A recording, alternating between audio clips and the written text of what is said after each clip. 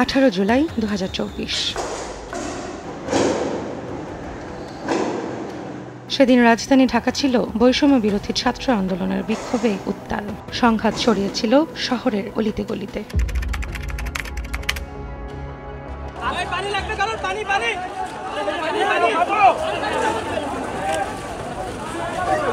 ঠিক সন্ধে নামার আগে উত্তর আজমপুরের এখানেই ক্লান্ত শিক্ষার্থীদের মাঝে পানি বিতরণ করছিলেন জলের সাহসী এক তরুণ মীর মাহফুজুর রহমান মুগ্ধ। তার কণ্ঠে ছিল ডাক, পানি লাগবে কারো, পানি। মুগ্ধ যে হাতে পানি বিলিয়ে যাচ্ছিলেন সে হাতেই ধরা ছিল দেশের প্রতি দায়িত্ববোধ। কিন্তু মুহূর্তেই একটি গুলি থামিয়ে দেয় তার সমস্ত স্বপ্ন, পরিবার, সবকিছু। মুগ্ধ তখন বলছিল যে পানি লাগবে, পানি লাগবে, পানি। তো ওর যেহেতু 2 হাত ব্লক ছিল, ও 2 হাত দিয়ে এটা নিয়ে হাঁটতেছে আর বলতেছে, আর পিছন থেকে দেখবেন যে কালো টি শার্ট পরা, আমি ওর ওই ব্যাগ থেকে পানি বের করে সবাইকে দিচ্ছি। আমরা তখন চিন্তা করলাম যে না, যেহেতু অনেক বেশি ক্লান্ত, কিছুটা সময় বিশ্রাম নিই, এবং ভিতরে ছিলাম, আমরা একটা সেফ জোনে থাকার ট্রাই করছিলাম। মুগ্ধ রক্তে যখন ভেসে যাচ্ছিল রাস্তা, তখন তার বন্ধুরা বহু সংগ্রাম করেও সঙ্গে সঙ্গে নিতে পারেননি হাসপাতালে। নিজ চোখে বন্ধুর মৃত্যুর কোলে ঢলে পড়তে দেখার যন্ত্রণাময় সেই গল্পই বলছিলেন মীর মুগ্ধর বন্ধু। বেশ কিছু গুলির শব্দ হয়, তখন মুগ্ধ হঠাৎ করে দাঁড়ায় যায়। হঠাৎ করে দেখলাম যে প্রচণ্ড বেশি শব্দ হচ্ছে। ওই মুহূর্তে আমি উঠে ঠিক দৌড় দিই।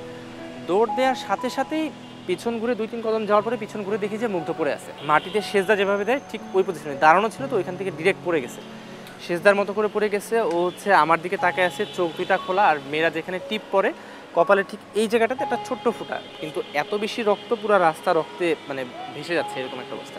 1 বছর কেটে গেছে। মুগ্ধর আরো অনেক স্মৃতি নিয়ে দাঁড়িয়ে আছে উত্তরা 12 নম্বর সেক্টরের এই বাড়িটি, যেখানে তার বাবা মা ভাই সবাই আছেন, নেই শুধু মুগ্ধই। মোটামুটি একটি পরিপূর্ণ তথ্যচিত্র রেডি করে একেবারে সবগুলো ফুটেজ সহ আমরা ইন্টারন্যাশনাল ক্রাইমস ট্রাইব্যুনাল সেখানে আমরা জমা দিয়েছি, যে আমরাই সব ফুটেজ বের করে দিলাম। এখান থেকে শুধু একজন একজনকে আইডেন্টিফাই করে তারা গ্রেফতার করে এরপর অর্ডার রেসপন্সিবিলিটি অনুযায়ী বিচারের আওতায় নিয়ে আসা। আমাদের শুধু একটাই কথা ছিল, আমাদের শুধু ন্যায্য বিচারটুকু চাই।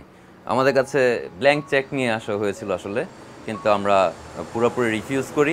যারা 1 বোতল পানি হাতে এগিয়ে এসেছিল, তাদের পরিবার কি ক্ষমা করতে পারে এই অন্যায়কে? গতিশীল বিচার প্রক্রিয়ার মাধ্যমে এই দেশের একটা সুষ্ঠু বিচার হবে। সরকার তো চেষ্টা করতেছে, কিন্তু আগের যারা নিয়োগপ্রাপ্ত আছে তারা যদি আন্তরিকভাবে কাজ না করে, তাহলে দৃশ্যমান বিচার প্রক্রিয়া তো আমরা আশা করতে পারি না।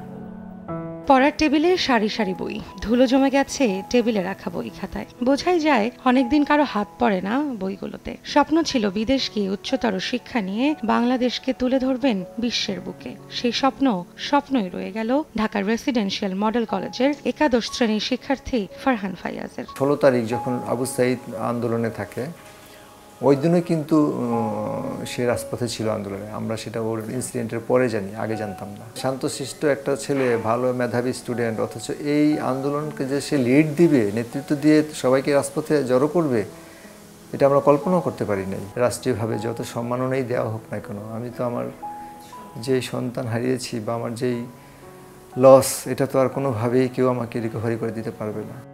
18 জুলাই 2024-এ কোটা সংস্কার আন্দোলনে দেশ হারায় আরও এক বীর সন্তানকে। সেদিন দুপুরে ফারহান ফাইয়াজ তার বন্ধুদের সঙ্গে যোগ দেন আন্দোলনে। হঠাৎ করেই পুলিশ সশস্ত্র ক্যাডারদের ধাওয়া পাল্টা ধাওয়ার মাঝে পড়ে যান তারা। চারপাশে রাবার বুলেট, টিয়ার শেল ও গুলির শব্দে রণক্ষেত্রে পরিণত হয় পুরো এলাকা। এক পর্যায়ে গুলি ছুটতে থাকে পুলিশ, আর এই সময়ই গুলিবিদ্ধ হন ফাইয়াজ। অ্যাম্বুলেন্সে তোলার পর শুয়ে থাকা ফাইয়াজ শেষবারের মতো বন্ধুর দিকে তাকিয়ে চোখ বন্ধ করেন চিরতরে। তার বিচারের অপেক্ষায় কাটে পরিবারের প্রতিটি মুহূর্ত। আন্তর্জাতিক অপরাধ ট্রাইব্যুনালে প্রথম মামলাটা আমিই করি। তখন আমাকে চিফ প্রসিকিউটর তাজুল ইসলাম সাহেব আশ্বস্ত করেছিল যে 6 মাসের ভিতরে ইনশাল্লাহ বিচার প্রক্রিয়া দেখতে পাবেন।